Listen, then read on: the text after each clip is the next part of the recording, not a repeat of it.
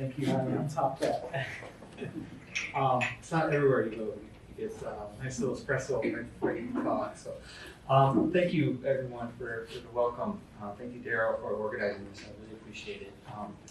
So I'm here to talk a little bit about a complicated story, and it's a complicated story that involves different pieces.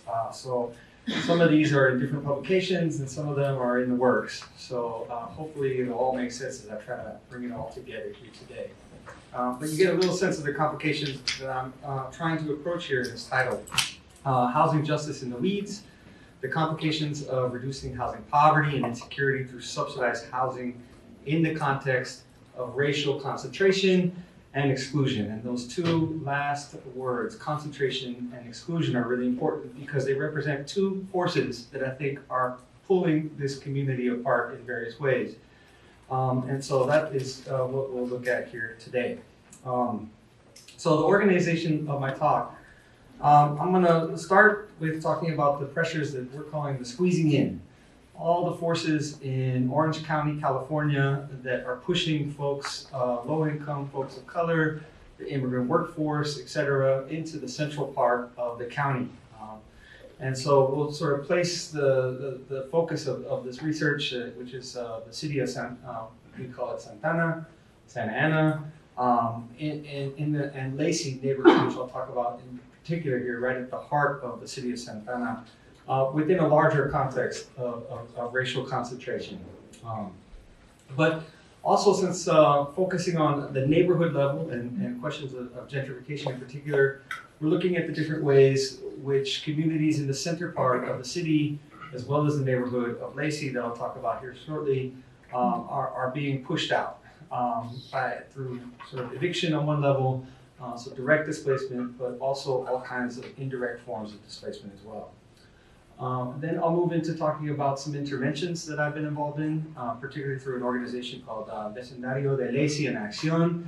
It's a title that means Lacey, the neighborhood of Lacey in action, and it takes the organization has taken the title of a report that we did in collaboration with them as the name of an organization that has come out of this research. So I feel particularly proud of this result, that there's an actual organization on the ground that is carrying out this work and continues to carry out this work.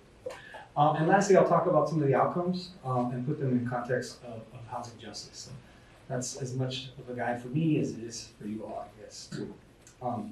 Okay, so I'm talking about Lacey neighborhood. And we'll start small, and then we'll go big, then we'll go back from small. What is Lacey? So first of all, you can't really see it on this map, and maybe the map isn't the best way to do it, but it's important to realize that Lacey neighborhood, which is indicated here in sort of the yellow quadrant area, as well as an adjacent neighborhood right here called Barrio Logan, are two of the historic neighborhoods of Mexican origin people in the county of Orange. And the reason why this is the case is because there's a railroad that goes right here, and in the building of the railroad is when a lot of Mexican migrants were participating in, and they ended up residing in these neighborhoods and established permanent settlements and have grown into important communities with long histories of resistance and culture and things like that. Just adjacent to this neighborhood right here is sort of a commercial corridor that's undergoing quite a bit of gentrification. And by that I mean influx of new sort of demographic populations in some of the housing, but a lot of commercial turnover, and that is drawing in new populations that also really complicated in terms of the story of gentrification because it's often focused on second generation, for example, migrants, and third generation migrants, who sort of have differences with their parents on what they value in the commercial spaces, but are nevertheless participating in the larger gentrification process. So it is a complicated story, even in terms of gentrification. And right here, this is the downtown civic center. It's the major employment center. There's an attempt to connect this transportation hub right here. It's a connector with the downtown core through what I'll talk about, which is a new light rail line that cuts right through this neighborhood. And it's explicitly oriented to move all the people who work in this civic center in the surrounding county to find a way that they can sort of be efficient and environmental, leave their cars, get on the train, and go easily to work, and at the same time bypass this neighborhood. And so some of the projects I'll talk about are right here, are organized around transportation-oriented development and those subsidies and ideologies. The other thing that comes up with this, and this may be sort of in the weeds a little bit, but what makes studying this neighborhood also hard from a sort of traditional method that might look at the census and say, okay, we need to get census data on the different tracts and figure out what's going on in this neighborhood over time, is that this neighborhood is kind of small, and it actually fits between two block groups that are in different census tracts. And so one of the problems is that if you look at the other sources of gentrification, for example, that use quantitative measures for trying to show where gentrification is happening, this is a neighborhood that doesn't appear. And part of the argument that we're making is that these researchers are using census tracts, and that census tract is just a little bit too big for capturing the type of changes that we're seeing in this neighborhood that involve both commercial transformation as well as some residential transformation. The other issue that comes up, which we've been focusing on, is the importance of overcrowding in this process as a result of gentrification and gentrification pressures. And so this means that people are still staying in the neighborhood, but they're maybe staying in fewer units. And we'll talk about what that means here in a little bit. Okay, so that's a quick introduction to the Lacey neighborhood, where it's at, and some of the big pressures. Now what I'd like to do is zoom out, and we'll come back in. What you're seeing here is the northern section of Orange County. Again, we're talking about Orange County, California. And we're looking at this through sort of three different dimensions. Maybe I should go like this. One of them here is this is the sort of distribution or concentration of the Latina or Latinx or Latino population in the county. And you can see here that it's sort of concentrated along the central corridor here. And it's important in this sense because one of the ways that Orange County has been described demographically is kind of like a donut. I'll be coming back to this idea, where we get a lot of sort of wealth and racial exclusion along the coast and in some of the mountain areas here, and certainly the more south you get towards Orange County. So the donut represents sort of the middle here, which is the immigrant workforce that works in a lot of the industries as well as domestic labor in the county. And these folks all live in the city of Santa right here. And the area of Lacey is right in the middle of this. What you're seeing superimposed on this is statistical analysis of eviction data. I'll talk about it a little bit as well. But we can see here that there's concentrations of evictions in the areas where Latina population lives. The other side of this, and this is also important for this work, this is looking at housing overcrowdedness, which is extreme in Lacey. And extreme in the historical senses, as well as contemporary. So this is several years ago, the LA Times did an analysis, and this was the fourth and the sixth most overcrowded zip codes in the entire country. If you go back to the slide that I had at the introduction, you wouldn't know this from the outside. These buildings look like sort of any other sort of rental structure you might see in Southern California with stucco, 3 to 4 stories, things like that. So a lot of the overcrowdedness is hidden. And you can kind of get a sense of it in the balconies, essentially from the outside, or in the alleyways between buildings, where you see a lot of the space being used for storage and whatnot. Literally, the sort of apartments are overflowing onto the street. And in the summertime, it's quite a big issue as a lot of folks leave their apartments because they're really hot and end up on the street, and it creates all kinds of different situations around crime and criminalization. Nevertheless, this is sort of the geography that we're talking about here, sort of donut to Orange County, where a lot of Latino folks are concentrated in unit and in a smaller number of units. What do I mean here? Well, we can take a look here at some of these surrounding cities. This is where I do move around right here. This is some of the wealthiest cities in the entire country exist in Orange County here. Places like Yorba Linda, right? This is right here. It's 82% owner occupied. It's 54% white. The median house value is almost $900,000. And so you could sort of trace this all the way down here. This is the city of Orange. It's 59% owner occupied, only 42%. But you can see the median gross rents are also really high. This is Irvine.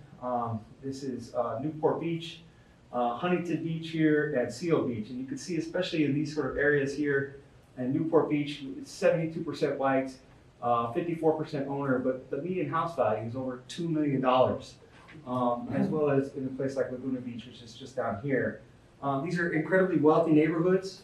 They're very powerful locally, and they contribute to this squeezing in effect, essentially, through forces of exclusion, through things like land use, as well as policing and other activities to push folks of color as well as low-income people into these neighborhoods where they're increasingly overcrowded. To give you a sense here about the politics of this, if you've been paying attention to the news in Southern California, Huntington Beach has been very active in resisting some of the attempts that are happening locally as well as at state level to resist building new housing. And not just affordable housing, but almost any kind of rental development at all. So in California, we have something called the Builder's Remedy, which essentially, if cities are out of compliance and a developer wants to build something out of compliance with the housing element, they can then go ahead and build that unit, essentially. And many high-priced cities are submitting inadequate plans. And so there's also some that are just completely out of compliance altogether. So many of the cities in Orange County are part of this group that are refusing to participate with the state and to produce housing plans at all as a way to push back against any attempt to force them to build new housing. So as of March of this year, 16 jurisdictions in Orange County are out of compliance. Aliso Viejo, Costa Mesa, Huntington Beach, which we just talked about, La Palma, Laguna Hills, Laguna Niguel, Laguna Woods, Mission Viejo, and Orange. All these cities here are part of this sort of surrounding donut that is encircling the neighborhood. The state has been pushing back for their part, and this is entering into a legal struggle here. The state has estimated that the city built an additional 13,000 units, and then Huntington Beach responded by passing an amendment in February 23 that would block housing construction filed under the Builder's Remedy on the grounds that the construction could adversely impact public safety and the environment. A sort of very interesting sort of articulation about the impacts of increased housing development. This has now sort of found its way into the courts. The people of California are suing the city of Huntington Beach. And part of this started because this Huntington Beach refused to permit any additional dwelling units, ADUs, granny flats, and whatnot. And then later on, in April 10th, the state submitted a motion to amend its original filing, requesting essentially injunctive relief, saying that the city should be have its powers of permitting suspended. So this fight is ongoing, and certainly this isn't the last we'll hear about it. But just to emphasize here that these cities are very active in this squeezing in process by refusing to build affordable housing.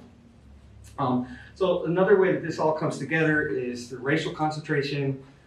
So the city of Santana, for example, is the most racially uneven city in Orange County, and it has been that way for a long time. So we can see here, this is a dissimilarity index. It's a very common way of measuring racial segregation. Essentially, one way to think about this is it gives you an estimate of evenness with the idea, if say a neighborhood has, or at the city level, say there's 10% African Americans at the city level. The idea that an even distribution would mean that in every neighborhood of the city, there would be 10% African American demographically. So that's what this measure gets at. And what we can see here is that Santana, this is the dark line up at the top, and this is the county average, and these are all the other cities in the county. Santana has been a city that has been experiencing quite a bit of racial segregation for a while, from at least the 1980s to the contemporary period. So in sort of very real terms, over this time period, approximately half of the white population in the city of Santana would have to move in order to achieve some actual evenness. So quite a high level of racial segregation comparatively. Another measure of thinking about this is the isolation index. This is sort of a measure of exposure. And this gives you a sense here about the change over time. So in 1980, for example, the average Latina resident of Santana lived in a census tract that was 59% Latina. However, by 2010, the average Latina resident in Santana lived in a census tract that was 82% white. So a lot of these tracts in the center part of Santana are becoming much more Latinx over time. And we can see here some other numbers as well. This is the Hispanic white exposure particularly. And so part of this is an increasing population as Latinos move into the center city, sort of a new gateway city like Santana is. There's increased population coming from migration, but at the same time, part of what we're seeing here in these numbers is that white folks are leaving the central city. So we're seeing a decrease in the number of whites that are living in the city and moving further away, either outside the county or to other locations. So this is a little bit, not just a story of squeezing in, it is a little bit as well of a sort of larger reshuffling, demographic and racial reshuffling of the county. So the other issue that I want to get into, because this sort of deals more directly with what we'll be talking about today, and something that may have come up in your classes, is the way that we also intentionally segregate populations based off of subsidies. So I'm sure you all are familiar with the low-income housing tax credit. This is the primary way in which we produce affordable housing in the United States. The program has produced a little over 3 million units in its lifetime, depending on different estimates. But it is an incredibly important program. And the way it works, of course, is by sort of setting up, syndicating essentially tax credits and with developers who have tax liability, and so they want to invest in affordable housing. And that's important because the program, unlike other programs that we do for housing that are run by the Housing and Urban Development, this is primarily run through the tax code. And so the main administrator of this program is the IRS. And that means that certain aspects of the development of LIHTC housing are not under the same scrutiny as HUD might apply. So a different oversight structure, some people have argued, has led to a sort of concentration of LIHTC or these affordable housing units in neighborhoods that are already defined by high levels of poverty and high levels of racial concentration already. And you can get a sense of that in this map. So this map here is all the LIHTC projects in Southern California and Orange County in particular. So you can see Huntington Beach here, Costa Mesa that I've talked about. But you can see here, and this is sort of a statistical analysis or anything, but this is just where they're located. And there's a sort of apparent concentration of LIHTC housing units in the central part of the county, in Santana and Garden Grove and Anaheim, essentially where the working class people live. And this raises a really interesting issue, especially in the context that I'll be talking about here with gentrification, is what is the point of affordable housing? Certainly we want to subsidize tenants who need support. We want to provide stability for something that is generally considered to be a human right, shelter, but where do we put it? And where do we authorize those subsidies to go? And so if we're sort of putting subsidized housing in areas that are already defined by poverty or high levels of racial concentration, on one level we could say, well, there's a need for that maybe there because folks need housing that's affordable to them. But what does it mean then when we concentrate all of these units in the same neighborhoods? And what would it mean if we started to distribute some of this affordable housing in some of these other cities that are resistant to any kind of new housing being built? So should we have affordable housing in Seal Beach or Newport Beach or Laguna Beach? These are really nice communities and have all kinds of recreational, desirable amenities that everybody should probably have access to. Some people have sort of pointed to the fact that part of this result is built into the design of the program itself. So the state sort of perpetuates a certain amount of racial segregation through this program by targeting qualified census tracts. So these credits are awarded essentially based off of a schema, and that schema gives priority to developments that are occurring in areas that the government has said are deserving. And these are areas that are defined principally by their high levels of poverty. So just by design, this system will continue to produce affordable housing in areas that are already poor. And other ways that the sort of squeezing in process is happening, not just through direct subsidies and the citing of things like LIHTC housing, but also in the significant sort of concentration of unhoused people in the city of Santa Ana as well. So a lot of these neighboring cities that are resisting any kind of new housing development, and certainly not affordable housing, are also actively engaged in pushing homeless populations into the center part of the city.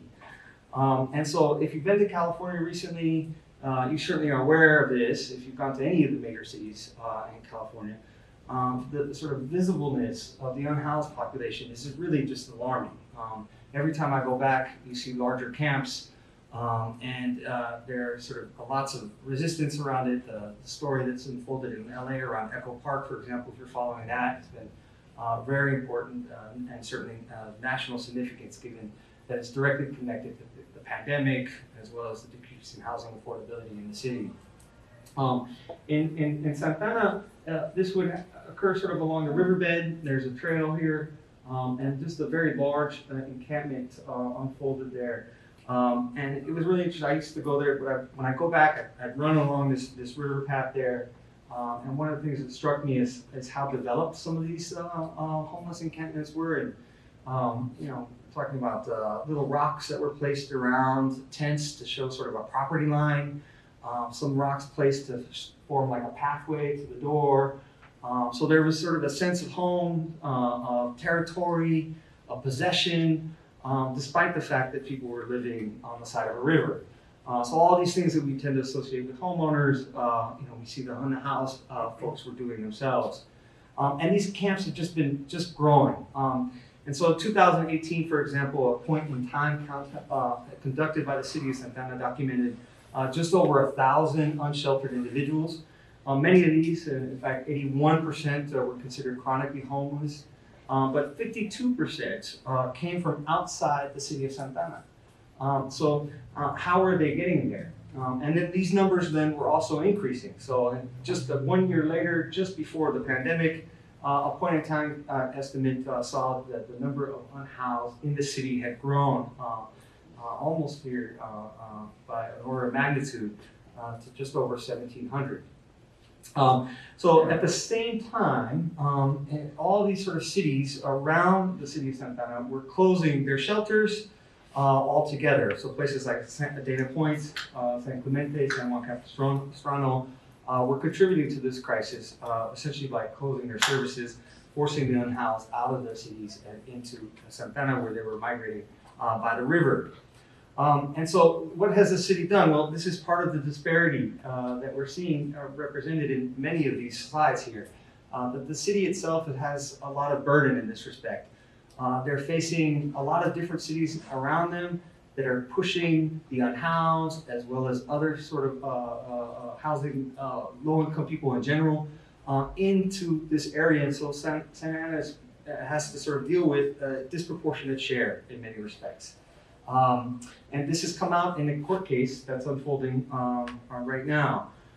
The county has basically, the city of Santa Ana is arguing in this court case that the county has engaged in the de facto transportation of homeless individuals across service planning area boundaries to Santa Ana by arresting and transporting them to the county intake release center, which is located in the central part of Santa Ana, where they are released rather than being transported to their cities of rest. So what's happening essentially is the Orange County sheriffs are arresting people, and then they're dropping them off at the jail and at the center intake center, and then they are on the street there in the center part of the city, essentially becoming part of this larger homeless crisis that's happening for the city. And so there's a lot of pressure by neighbors as well as other folks to deal with the homelessness in the city. And so the city is responding in the way that it normally does, which is through lots of essentially right there at City Hall, living amongst the flags. And then more than 700 people from one of these encampments along the river in 2018. It's important to note that this doesn't solve the homeless problem, if you want to put it in those terms. It just disperses them. So part of what's happened now is that we see unhoused populations are finding different nooks and crannies all over the central area to locate and to be homeless. So going back to this sort of map here, the idea of the donut, we can now sort of start to imagine that there's this pressure of putting poor people or pushing poor people into the center part of the city in Santa Ana there. But there's also a pushing out process. And this is happening for a number of reasons, and sometimes also with results that aren't completely intended. So in this sense, we have lots of evictions, and this is a geographical analysis, a hotspot analysis looking at the concentration, essentially, of evictions. So this is not all the evictions. These are just the ones that are statistically significant in terms of how they're clustering. And so we can see here a really strong cluster around the sort of center city area, as well as these other areas as well. And these are data from the Orange County Sheriffs themselves. Very interesting data with all the eviction data that I worked on. This is the most exact data. It required the least amount of cleaning. And that part of that is because this is a very mission-oriented organization. And so there's notes in there that are very specific that say, when you go to this unit, go through this door, talk to that person or something like that. It's very much intended to get somebody out of this living space. So these are not eviction filings, for example. One of the things that differentiates eviction research is whether it's just a filing or if it ends in a court order to remove somebody. So these are all court orders that then end up in the hands of the sheriff to show up and execute an eviction. So this is lots of displacement that we're seeing here, sort of repeated as well as concentrated in certain neighborhoods. But given what I've already said with regard to this donut in Orange County and all these exclusionary pressures, one of the big questions of this research, as well as just what's happening in Orange County, is, well, where do you go? What happens if you get an eviction and you lose the place that you live in? You certainly can't go to Huntington Beach. You can't go to Laguna Beach. Maybe Irvine, maybe. Orange is probably another location. But what we don't know, what we're trying to get at in future research, is what's happening to these folks. And our suspicion, based off of talking to people and understanding a little bit about their lives, is that they're either staying within the same neighborhood through doubling up or overcrowding, or they're moving really far outside the county to the Inland Empire, to places that are just hard to imagine that you would live two and a half hours away from where you work, but then become extremely car dependent to get back and forth between these locations and where you live. The other thing about this is that there's, or the other pushing out process is just the gentrification of the urban core. So this is not unique to Santa Ana in any way, but it is important. And part of the reason why I'm showing all of these articles here about gentrification in the neighborhood is because the people who are studying gentrification and displacement in California seem to think that it doesn't exist in Santa Ana at all. And so I kind of feel like, well, I have to at least say that somebody's saying this as a way of showing some evidence for it. So there's lots of attention to gentrification, both from popular media as well as scholarly work, but sort of the quantitative side is not there and not showing this gentrification process. So now moving this all back to the neighborhood here. This is again this is the neighborhood. These are these evictions that are happening, and this is just another way of looking at it. So it's a little bit different, but it's the same type of clustering sort of analysis. And you can see there's sort of a lot of evictions that are happening both inside as well as around this neighborhood.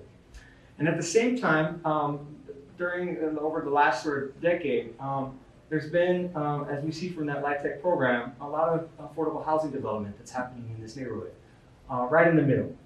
So places like the Triada, for example, 74-unit structure. You can see their affordability mix here. 15 units at or below 30% AMI. I'm assuming everybody knows AMI, area median income. No, maybe not. Okay. So the way that they set these income limits for housing units to make them affordable is they take the area median income, and essentially that's determined at the county level. So they're taking Orange County and all the incomes in Orange County and finding that middle.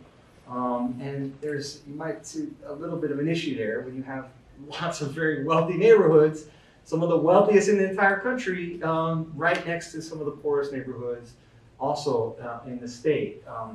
And so it creates a sort of dynamic, which I'll get to here in a second, where even the affordable housing that's being built is not entirely affordable for the people who live in that neighborhood. So this is a sort of a more subtle way of creating displacement, what displacements call exclusionary displacement. Essentially, the neighborhood will become less affordable or unaffordable for populations that may have previously been able to access certain units there.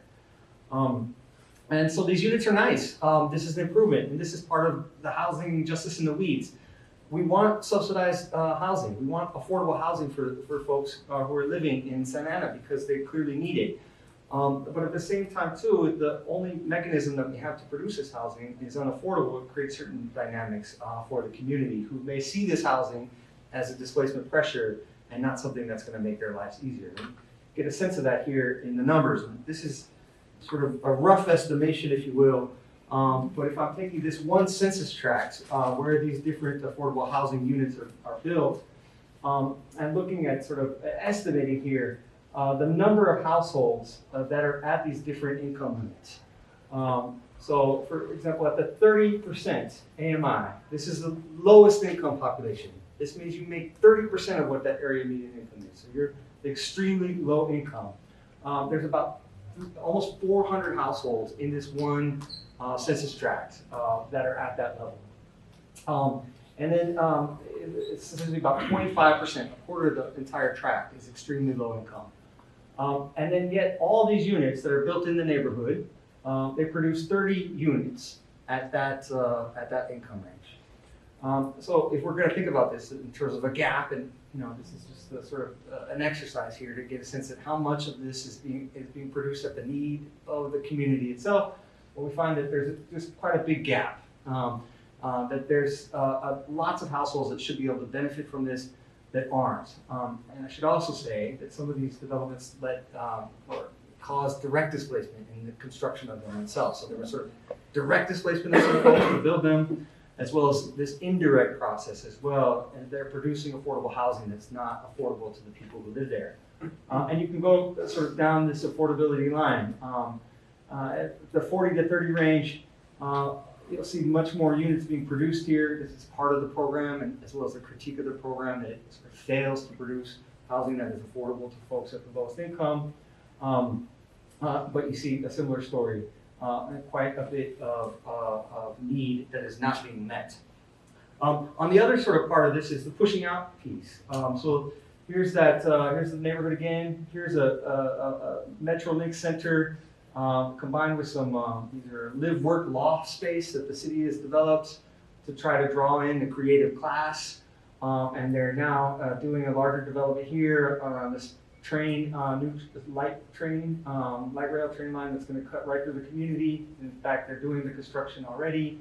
And there's quite a bit of fear about what it's going to cause to the residents. So this is one of the residents that we work with here at Alia Rios. And she is was picked up in the LA Times to talk about her concerns about the streetcar and its impact on the gentrification process. Okay, moving into our interventions here. I'll sort of zip through these somewhat fast.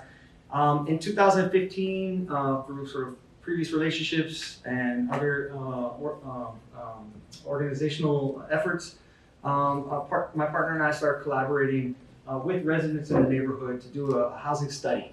Essentially, we were interested in getting a sense of what's going on in the neighborhood, working with residents themselves to participate in that process, and to start producing data on what's going on.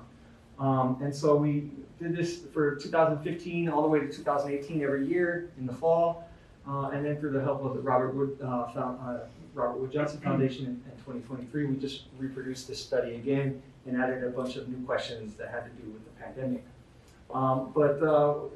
We weren't doing any kind of sort of sampling process. our randomization process, we were really trying to be comprehensive. So we developed this sort of strategy for going down the streets, knocking on doors, getting access to some of the buildings. And I think we did a pretty good job. That we interviewed anywhere from 20 to 50% of the entire household of the neighborhood. So I think we got a lot of rich data, and I'd like to say we have better data than the census. And I think that's true because in many respects the census is not picking up on the extremity of what's going on in this neighborhood. It's just some of the results from the survey, just to give you a sense about how many, probably the most important thing, how many surveys were distributed in each of the years. This is just to show you how good of a job our researchers did, our community folks that worked with us did, where they really made sure that people answered the entire survey. And we also, this is part of the story, we ended up interviewing a number of people who also lived in affordable housing. And this is the basis for what you'll see here in a second, which is a comparison of the people who are living in subsidized affordable housing versus their neighbors. And so we're able to do some very sort of basic statistics on that. One of the sort of issues, of course, not being a random sample, but also when we knocked on doors, all of the residents that we work with were women, immigrant women, and so being on their time schedules and whatnot, they ended up knocking on doors and other women answered. So we sort of oversampled, if you will, women in this process, but who spoke about their households. We use some statistics, basic stuff. We'll be doing more with this later on. This is just sort of the first run on this, but just thinking about how we measure sort of two groups of people and compare them. So we found some things that were expected and some things that weren't. And I'll go through these kind of fast here. But some of the expected findings. Some of them have to do with the regulatory structure. This is about affordable housing. So folks who are living in affordable housing should have lower rents. And we saw that. And if we didn't see that, that would be an issue. And it may speak to the fact that we didn't do something right. So it was good in the sense that we found certain differences with regard to rents, as also with quality. So one of the important things here is that MyTech housing or affordable housing in this context has a certain regulatory structure that requires them to report on habitability and housing conditions every year. And we think that's really important, and I'll come back to that in the conclusion. So continuing here, some of the expected findings had to do with rents and overcrowding rates. So in subsidized units were significantly lower than those in the private market. So rents, the average difference, for example, of rents between subsidized and unsubsidized tenants in the neighborhood was about $300. And overcrowding rates were also lower. However, this is where we get into some of the more interesting findings. There was no consistent, statistically significant difference in the total number of occupants or the number of children present. We found, for example, 1 year, 18 people living in a housing unit. 1 year, we found 15 people living in a housing unit. We found garages and other spaces that was converted over to housing. So you would think that you would see some difference between housing overcrowding in the private market and housing overcrowding in the subsidized housing in the neighborhood, and we do to a certain extent. But when we look at just total numbers of people or the total number of children, it's not there. And part of that is how we determine the measure for overcrowding, in which the denominator is the number of rooms. So why we see it in the overcrowding rates and not in the hard numbers? Well, our suspicion is that affordable housing is providing more spacious units, and that's certainly an increase in quality in many respects. We also found that there wasn't much difference in a different measure that we employed, which is multiple families. So some unexpected findings. Also, something that was also unexpected, I said that twice, I think, is that there was no difference in the occurrence or the amount of any rent increase. This was sort of surprising for us, but also reflected some of the concerns that were coming from the community organizers themselves, who were arguing that this affordable housing wasn't necessarily better quality with regard to their experiences with landlords or management or rents. So in 3 out of the 4 years when we asked about satisfaction with rents, respondents in subsidized housing reported lower assessments that were significantly different than residents in unsubsidized units. So this was certainly surprising for us. Why would people in affordable housing be statistically different in their satisfaction with their rent. You would think that they would be more satisfied than people in the private market, but we didn't see that. Part of that may be due to these other issues that come up. For example, a rent increase. If there was no difference in whether or not people in subsidized or unsubsidized units experienced a rent increase. And in only 2 years, was there any statistical difference in the amount of rent increase, or as we see, the sort of satisfaction with the rent increase, with the rent itself. In terms of housing quality, lower than expected assessments about rents might be explained by other issues that impact perceptions of value, for example, housing quality.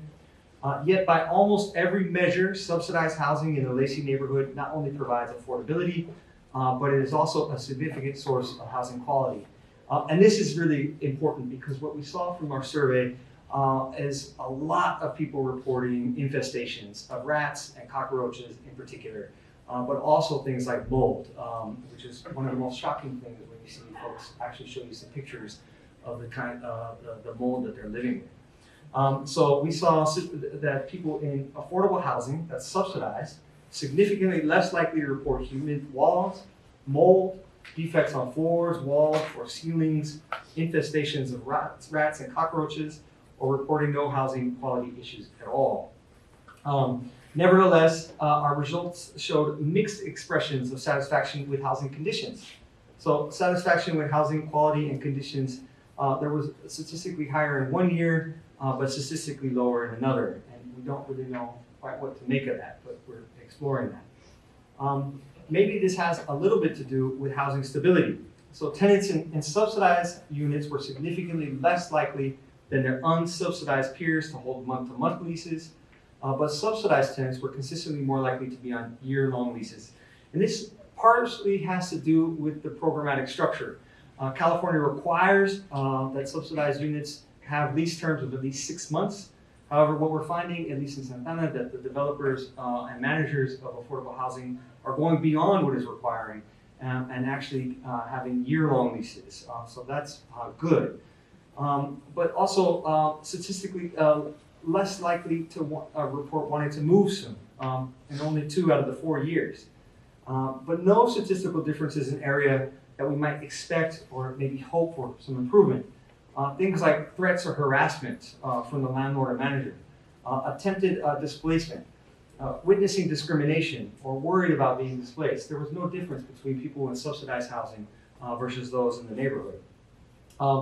And this led to another area of the questions, which is really important for us, was tenant involvement in different organizations and their ability to make change through sort of various activities all the way up to protests. So tenants in subsidized units were more likely to have notified the landlord or manager about housing issues in the last year or in at least 4, that should be least, sorry. In 4 out of the 5 years of the survey, there's a typo that thrown me.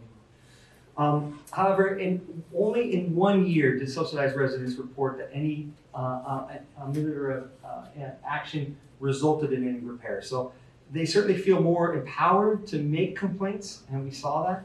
But when we asked them if any of this had any impact, only in 1 year did we see a difference. Finally, few respondents in either subsidized or unsubsidized units report involvement in community-based tenant organizations. Last couple slides here, and then I'll conclude. So one of the important things we wanted to get at was how do these folks feel about their neighborhood? What are their assessments of various aspects? And so these sort of subjective assessments were incorporated into our survey.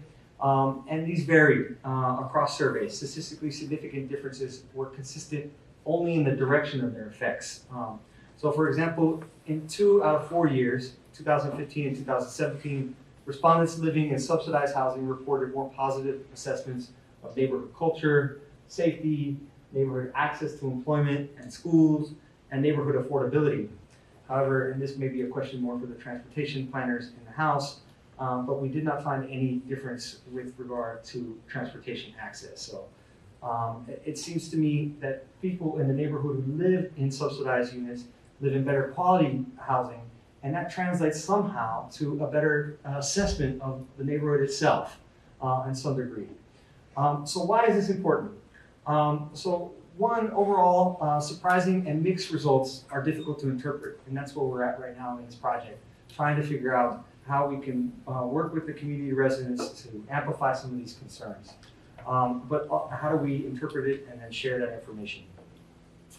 There's definitely a clear indication of relatively superior housing quality from these programmatic structures. So we continue to say that low-income affordable housing is good quality housing and probably should be building more of it. Consistent directions of results and statistically significant differences in neighborhood assessments suggest that tenure security and quality translates to an improved sense of the neighborhood overall. So no consistent distinctions in the relationships between landlords and managers suggests, though, that landlord-tenant relationships all across types of housing remain durable feature of tenant life worlds regardless of subsidy. So something about that power dynamic lasts or endures despite being affordable housing.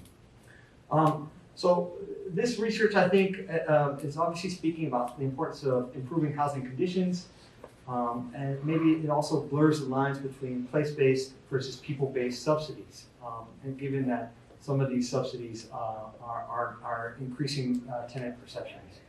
But also that the regulatory structures associated with light-take housing, a more stringent reporting and inspection process, probably should be extended to the neighborhood and other areas as well. So the city needs to do a much better job on housing code enforcement. But also with regard to housing affordability, we need to figure out sort of ways to prevent displacement that might occur both in the neighborhood from things like gentrification as well as other processes. And I was inspired here by a quote that I heard just last week at a really interesting conference on gentrification in Boston. From the director of the Chinatown Community Land Trust, who said, "The most affordable housing is the housing you already have." And I thought that was just an incredible statement about the importance of trying to keep people in place as much as possible. And so we should also probably be thinking about how we might give more teeth to some of these regional strategies to break up some of the power of these neighboring cities so that they can open themselves up to affordable housing for everybody. And lastly, I want to conclude when we're thinking about housing justice, we should probably be thinking much more broadly than just the household or even the building itself. So beyond housing quality into things like the neighborhood. So here is Idalia Rios again. And one of the big victories of this organization that we helped to start through this work, Vela, Vecindario de Leyes en Acción, it didn't have to do with housing at all, actually. It does to a certain extent when you understand how important the issue of overcrowding is. But we want a new park, Mariposa Park here. This is a picture from the grand opening. And this is an incredibly park-starved community. And you can imagine on a hot day in Southern California when your house is packed and you have very few places to go, that this park is actually really important to the question of housing justice. And so for us, we have to be open, I think, to that, and this has to do with our work with the community, to hearing their concerns and thinking about how, while we're focused on housing and improving housing conditions, that may lead us in all kinds of new directions. And so, and you can't see it on this picture, but she is actually, the rally for this rent control and the fight for rent control actually occurred at this park. And so this park is very much the site of this larger housing justice struggle, and it came out of this work. It was not directly related to housing at all. So that's where I wanted. Thank you.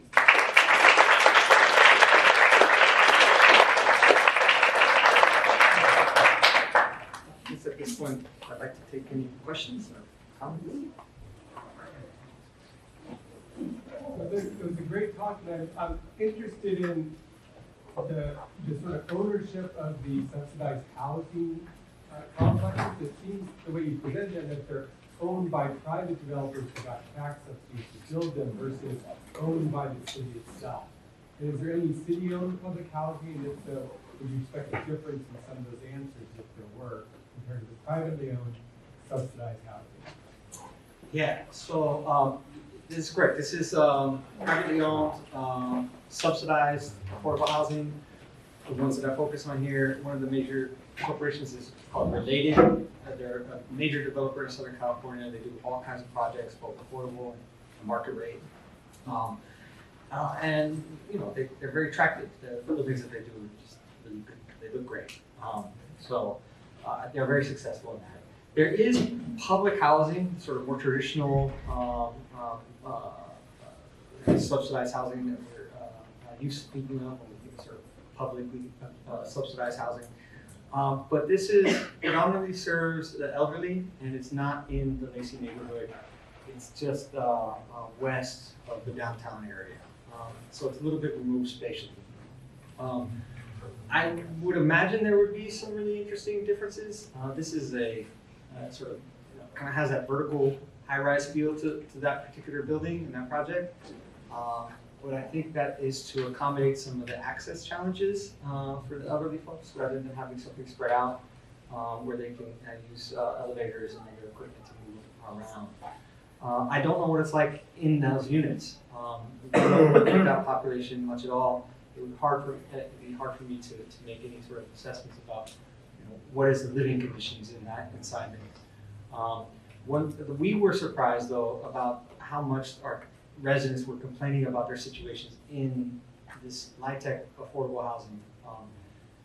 And I guess we just sort of assumed that, because this is better quality housing, because it's affordable, because it's new, the tenants are just going to enjoy it much more, and their relationships are going to be better.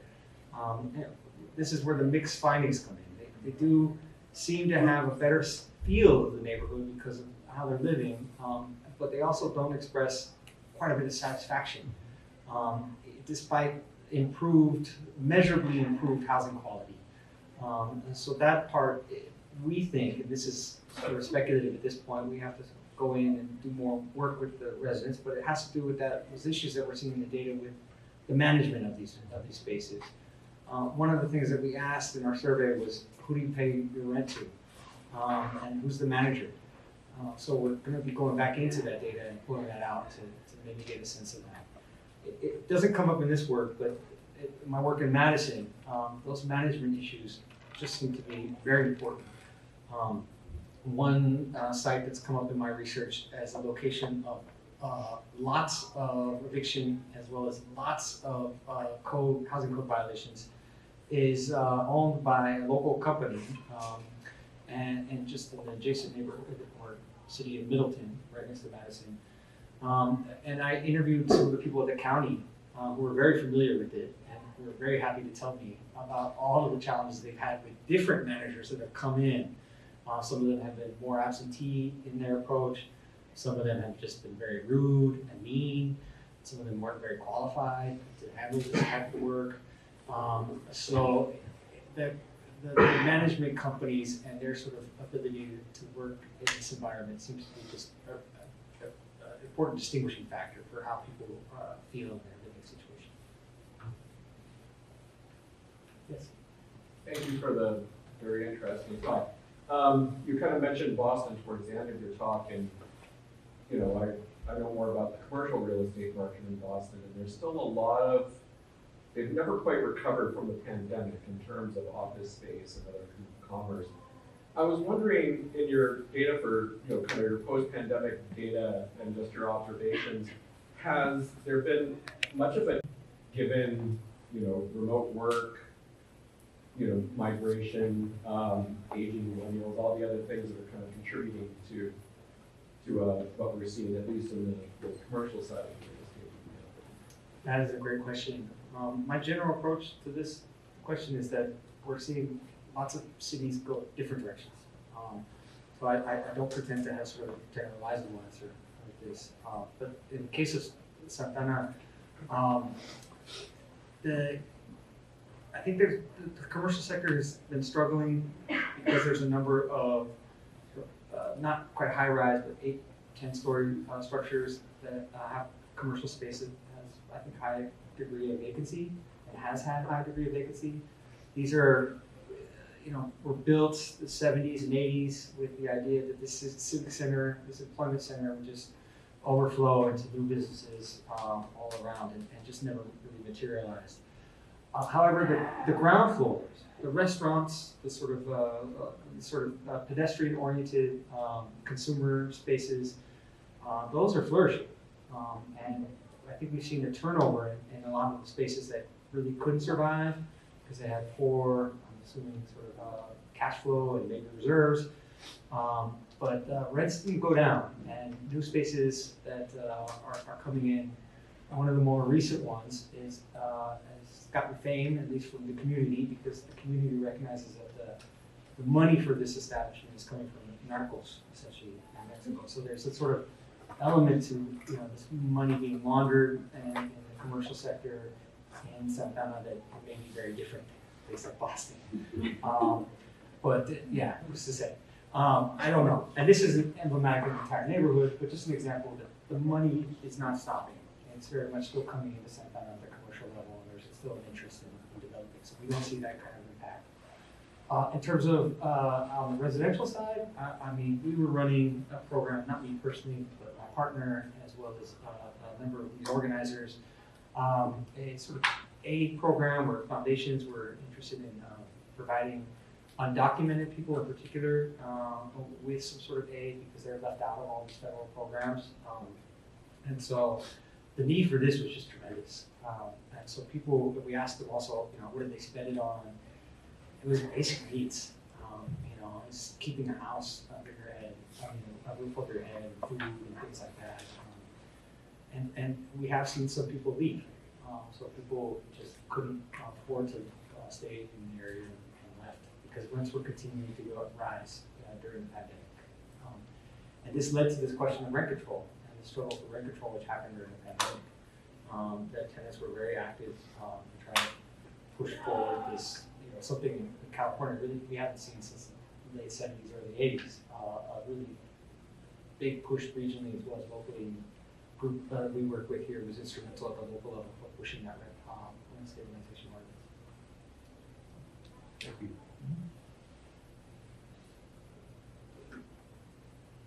Come on, students, go for it. Is Orange County the one who sets the tax deduction rates or the tax benefits? The tax credits, Yeah. the low-income housing tax credit? No, so those tax credits get distributed to each state, and then the state is responsible for figuring out how to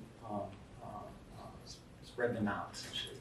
And you said they usually go into Santana or Santana. Yeah, so states are incentivized, essentially, to develop housing, affordable housing in low-income neighborhoods because the structure for rating these developments, so they get lots of applications. People are applying to get tax credits, and so they talk about where the development is going to be and other features of the development. So one of the things that bumps you up, gives you more points in that application process, is whether or not your unit is in a qualified census tract. And a qualified census tract by design is one that has 40 or 50% low-income households. So just by design, this system is rewarding developments that happen in low-income neighborhoods. And so on the county level, lots of low-income neighborhoods are in the central part of the city in Santana and Anaheim and Garden Grove. So that little sort of center area is predominantly low-income. And so the developments that are coming in those areas. The sort of larger justice question is how do we not just keep on putting affordable housing in low-income neighborhoods where there's definitely a need, and you can consider this stuff as a sort of anti-gentrification strategy, and since you're creating stability over time. But how do we also then produce affordable housing in these very exclusive neighborhoods where there's significant resistance to doing any kind of housing development? The response from Huntington Beach, I think, was classic. One of the things that I think was their mayor or somebody in the city council, I can't remember, said, he's like, they're trying to make us urban. I'm scratching my head off. Huntington Beach, I mean, you can't get more urban than that. I mean, you're already in an urban setting. So it's just, there's real big pushback, and it's ideological, but also sort of, paranoid to a certain extent around this question of housing. And so there is resistance to this. So cities will not approve any affordable housing or sometimes regular multifamily housing that's built in their jurisdictions at all. You talked about, like, was it a court case? You said the people of California versus, I forget, it was one city in Huntington Beach. Was that successful? Or? And so that's still ongoing. It's just developing right now. And it's, California basically, it's a longer story, but there's been a lot of attempts at the state level to get past these local jurisdictions that are preventing housing development. So we're basically saying that if you're out of compliance, your housing element isn't up to date, you haven't done your general plan or any of that stuff, and a developer wants to build something, you can do it by right, essentially, in certain areas. There's lots of different bills that have been trying to get at this. Some have been successful, some haven't. The big issue with this, though, is similar to this LIHTC question, is that the areas that would be, one proposal had like significant areas around transportation corridors that would allow for multi-family housing to be built. But if you look at these significant transportation corridors in California, they're running right through neighborhoods, low-income neighborhoods of color. So the sort of justice question then is it just on those neighborhoods to have all this housing being built, which will cause some displacement, certainly in land assembly and then destruction of existing housing to build more housing maybe. But then what are the impacts long run with gentrification or increased housing values?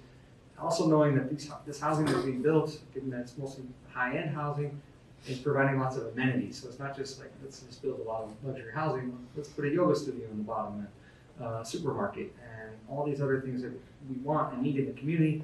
Now all of a sudden, if you live next to that, it's your property values, your rents, things like that are possibly going up. So, you may be pushing out some of the people who this is intended to benefit. And in this context of extreme exclusion, well, where do people go? And we're finding, and we're going to keep working on this to quantify it, but people are going really far away.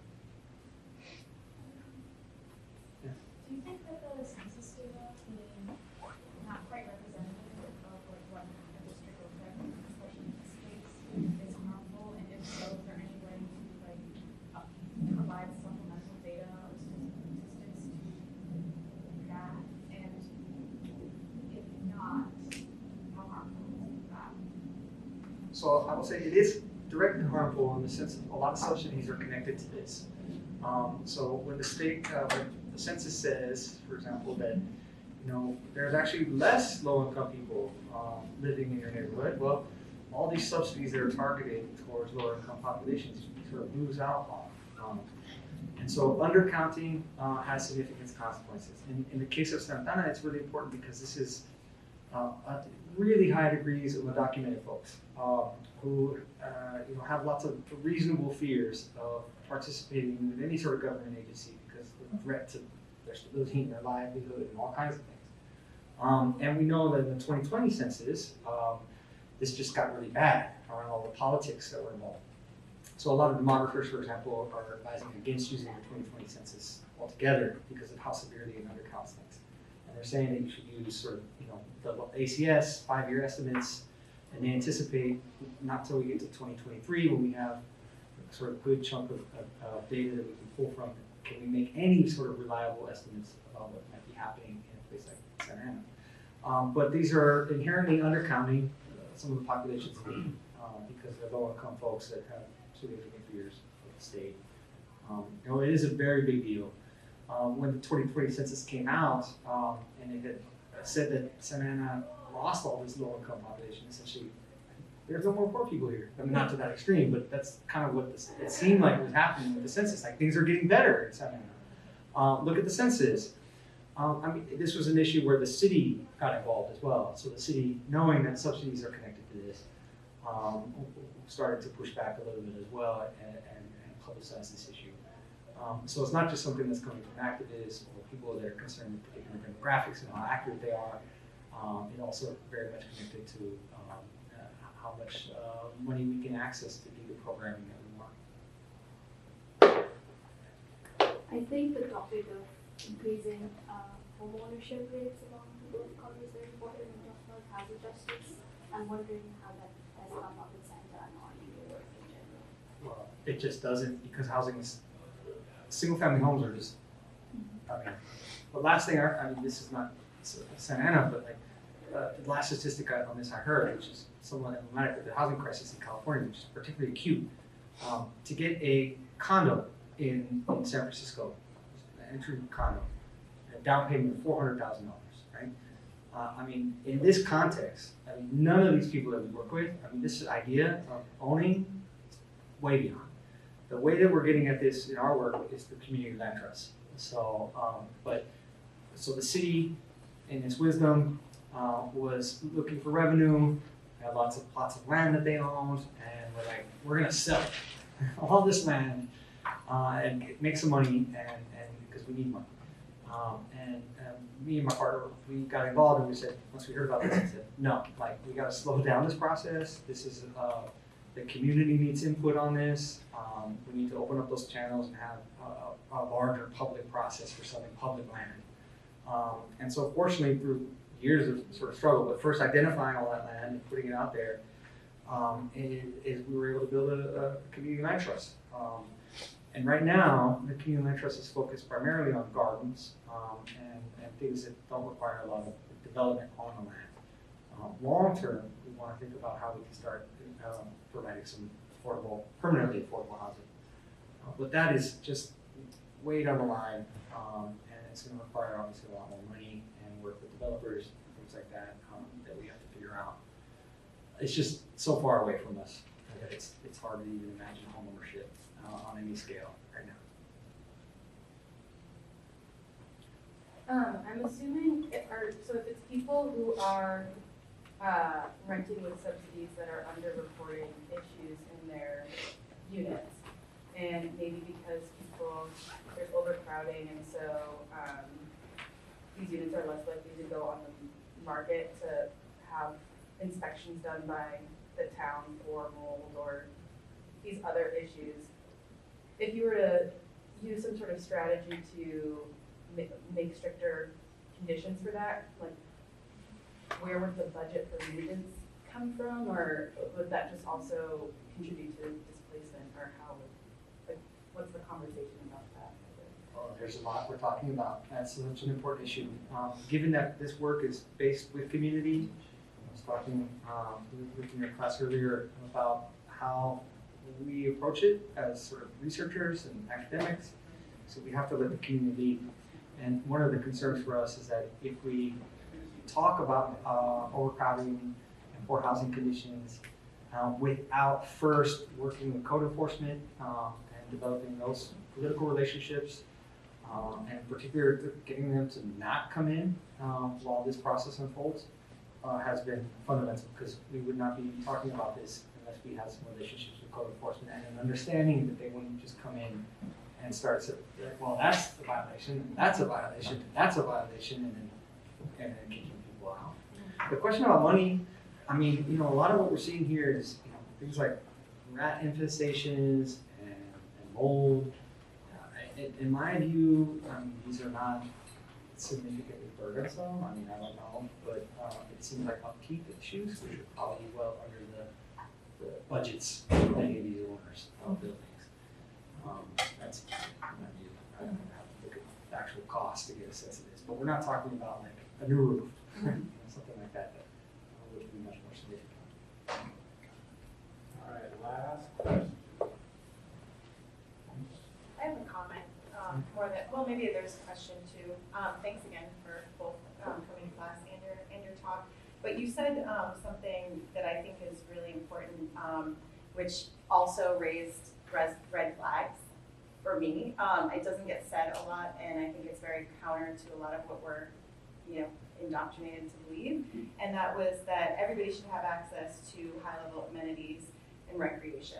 And when I hear that, I mean, I've thought a lot about how, how only wealthy people have access to beachfronts or, to mountainous areas or to, other recreation areas. And I think it's like, just that statement is so contrary to what we're taught to believe. We're taught to believe that like, there's a certain meritocracy that equals you have access to certain places. And I'm just wondering if there's any like, if you found any kind of conversations, support for that ideology, basically, you know, because it's very counter to what we're talking about. Things are so backward. Let me give you a quick example. Maybe this gets to your question. So I helped start this organization called SAS. I wanted it to be called Sassy. It turns out just being SAS. So I've done the active streets, and so I don't research on this stuff. I do bike advocacy and I love bikes, right? So we're working with community like youth a lot and doing maintenance and everything to build empowerment, and we're talking about the city, we're talking about bike lanes and how all the bike lanes and bike infrastructure is primarily recreational, but the stuff for transportation in the city is less common. But we want both. We want to be able to bike to work and then bike for fun and just bike around like a car to be able to move around the city in every way. And so one of the folks, youth, who was working with us, real active, amazing to see his trajectory, learning a lot about the world through this process. And we were making change. We were pushing the city was getting involved, much more interested in doing stuff, so they were like, we're gonna do a bike lane. And they did a bike lane, and in order to do it, they wanted to demolish 4 houses, and they demolished this kid's house to build a bike lane. And it was like the thing that just broke my heart, working years with this kid and trying to build consciousness and create a better world. And he believed it, and then lost his home for it. And these are things that are really hard for me to understand. I thought the case, my experience from Los Angeles was when they built the first bike lane that we were involved in, they just built it very narrow, so it made it dangerous for us. So we were like, we can't do that. But in this case, we lost his entire home. So it's just totally mixed up, and it's all messed up, and I don't know a way how forward. So these things have to change. And we give a round of applause.